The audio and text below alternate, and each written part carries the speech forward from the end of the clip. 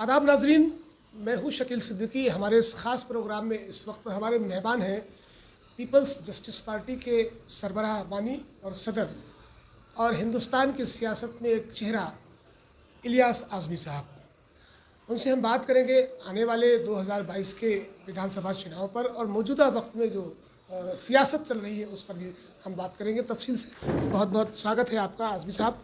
हमारा सबसे पहला सवाल है, जैसा कि आप देख रहे हैं कि उत्तर प्रदेश की योगी सरकार लोकतांत्रिक मूल्यों को दरकिनार करके ऐसे सामने मामले आ रहे हैं, उनको लेकर तमाम तरह के क्रिटिसिज्म भी लोग कर रहे हैं, आलोचनाएं भी हो रही हैं। मौजूदा हुकूमत कानून व्यवस्था को लेकर संजीदा नहीं दिखाई देती। पहला रिएक्शन तो आपका इस पर। देखिए, कानून व्यवस्था तो ख़राब हुई है और उसके जिम्मेदार योगी जी भी हैं, इसलिए कि मार दो ठोक दो का निर्देश ही देते रहे हैं। पुलिस इनके काबू के बाहर हो गई है और ये इसमें सुधार के चांस बहुत कम मुझको नज़र आते हैं। सियासत की बात करेंगे क्योंकि अभी आपने देखा कि 2022 के इलेक्शन में काफ़ी दूर है, करीब 4 से 5 या 6 महीने इसमें अभी लगेंगे। आम आदमी पार्टी का पदार्पण उत्तर प्रदेश में हुआ, फिर और छोटे दलों का भी यहाँ पर आगमन हुआ और अब ओवैसी साहब भी उत्तर प्रदेश में ताल ठोकने को तैयार हैं। और अभी उन्होंने अखिलेश यादव से ये कहा है कि अगर वो एक मुस्लिम उप मुख्यमंत्री उत्तर प्रदेश को दें तो हम उनके साथ आकर गठबंधन कर सकते हैं। इसके लिए आप क्या कहेंगे? उन्होंने गलत किया। मुसलमान 20-22% हैं, उनका वोट बैंक 9-10% के अंदर है, तो 20-22% वाले को मुख्यमंत्री और उसको उप मुख्यमंत्री बनाने की डिमांड उनको करनी चाहिए।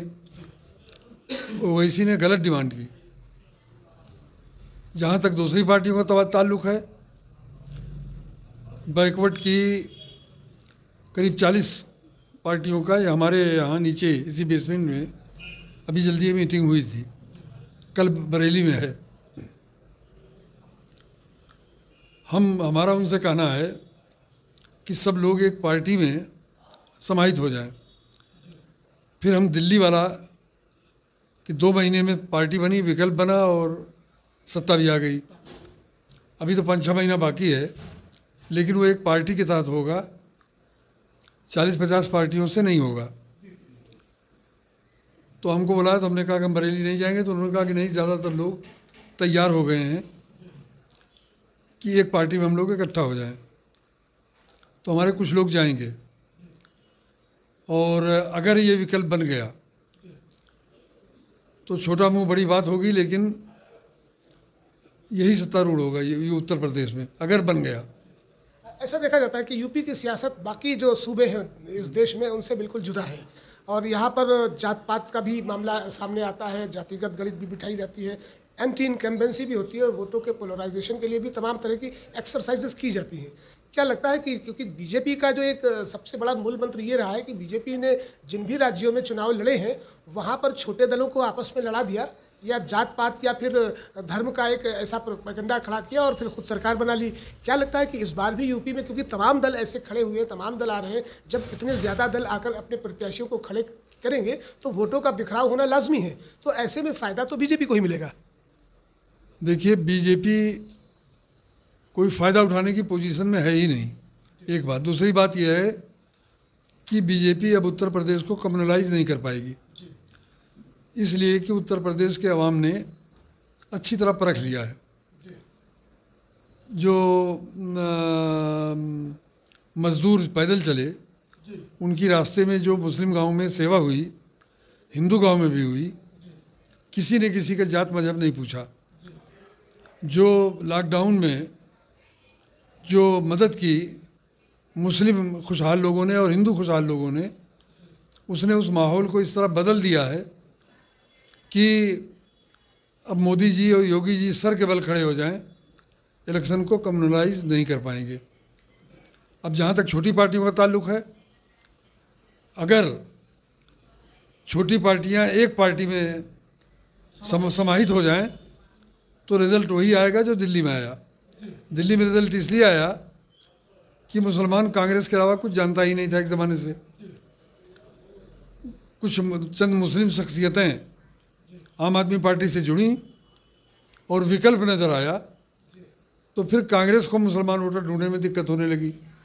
उसी तरह अगर विकल्प नज़र आया तो अखिलेश को 1% या मुस्लिम वोट मिल सकता है, 2% नहीं। हाँ, अगर ऐसे ही रहा, सपा बसपा कांग्रेस भाजपा 4 पार्टियां ही लड़ी तो मुसलमानों का झुकाव होगा अखिलेश की तरफ, और मुसलमानों को देख के मोस्ट बैकवर्ड, गैर यादव बैकवर्ड, वो चला जाएगा भाजपा को, तो फिर भाजपा जीत जाएगी। हाँ, एक बात यहाँ पर और देखने को मिली, क्योंकि यूपी में सियासत के रंग बहुत सारे हैं, बहुत अलग अलग जुदा रंग देखे जाते हैं। अभी मौजूदा वक्त में पश्चिमी उत्तर प्रदेश के किसान भाजपा से पूरी तरह से विमुख हो चुके हैं। पीपल्स जस्टिस पार्टी भी अपने तरीके से और अपने तर्ज पर लोगों से मुलाकात भी कर रही है और अपनी बात और अपने एजेंडे को लोगों तक पहुंचा भी रही है। जैसा आपने कहा कि कल बरेली में इसको लेकर एक प्रोग्राम मुनक्कद किया जाएगा। तो मौजूदा वक्त में पीपल्स जस्टिस पार्टी ऐसे किन किन दलों से, क्योंकि तमाम छोटे दल बहुत सारे हैं, लोगों से रब्ता कर रही है, क्या कुछ रणनीति बनेगी इस बार उत्तर प्रदेश में? ये कर रहे हैं कि बैकवर्ड क्लास के जो 30-40 दल बन गए हैं वो एक दल में मर्ज हो जाए और एक पार्टी, एक सिंबल पर सारे लोग चुनाव लड़ें। अगर ये कामयाब हो गया तो हम किसी बड़े गठबंधन में, छोटी पार्टियों के बड़े गठबंधन के हम कायल नहीं हैं। जहाँ तक पश्चिमी यूपी का ताल्लुक़ है, पश्चिमी यूपी में जाटों और मुसलमानों की दुश्मनी ख़त्म हो गई है, किसान आंदोलन ने कर दी है। उसके लिए मैं उनका शुक्रिया अदा करता हूँ और धन्यवाद देता हूँ। तो पश्चिमी यूपी का मामला बिल्कुल अलग है और जो बड़ी तादाद में सपा के लोग सीधे सीधे आरएलडी से जुड़ रहे हैं। तो हम भी जब थोड़ा ठीक हो जाएंगे तो दिल्ली जाएंगे और जयंत चौधरी से बात करेंगे कि मगरबी यूपी में एमआईएम के काफ़ी बड़ी तादाद में लोग एमआईएम छोड़ के जस्टिस पार्टी के में शामिल हुए हैं। यहाँ लखनऊ आए के हुए हैं, वहाँ हुए हैं, और जिस दिन हमको बुलाएंगे उस दिन वो तादाद हज़ारों में पहुँचेगी।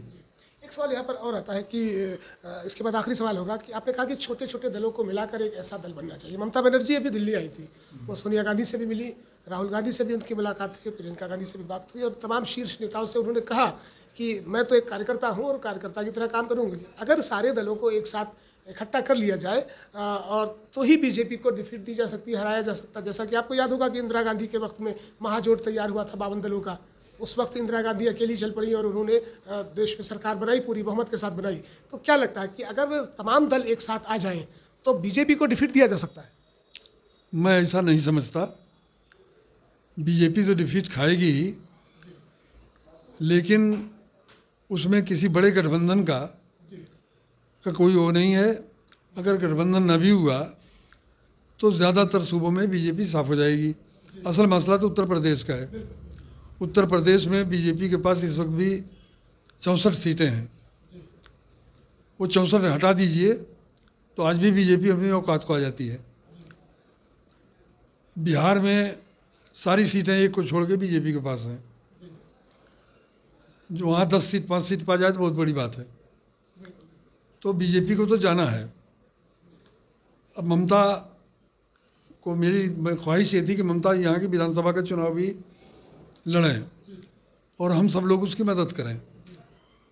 लेकिन मेरी जानकारी अब तक यही है, मेरी ममता से कोई बात नहीं हुई है।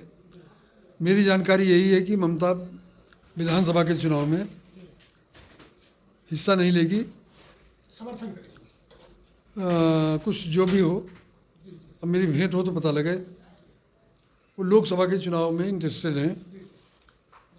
एक सवाल, आखिरी सवाल ये है कि अभी सिविल कॉमन कोड की बात कर रही है यूपी सरकार, जनसंख्या नियंत्रण कानून की बात की जा रही है। तो इसे लेकर आम लोगों में भी काफ़ी आक्रोश देखा जा रहा है और विपक्षी दलों ने भी इस पर हमले बोले हैं।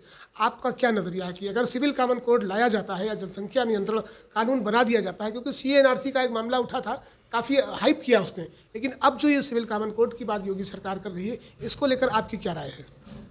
देखिए, कॉमन सिविल कोड इस मुल्क में जिसमें 6000 जातियाँ हों, जिसमें हज़ारों ज़बानें बोली जाती हों, सैकड़ों किस्म की विभिन्नताएं हों, पार्लियामेंट में मैंने चैलेंज किया था कि आप बना लीजिए, बनाइए, और चैलेंज किया था कि आप बना ही नहीं सकते, आप ड्राफ्ट बना के पेश कर दीजिए। ड्राफ्ट तब तक पेश नहीं हुआ। नरेंद्र मोदी ने आने के बाद सेंट्रल लॉ कमीशन को ये काम दिया था और लॉ कमीशन ने ये कह दिया कि सिविल कोड कॉमन बन ही नहीं सकता जो सबके लिए काबिल कबूल हो, इससे अफरा तफरी खाली मचेगी। कॉमन सिविल कोड का एक नारा है पोलराइजेशन का।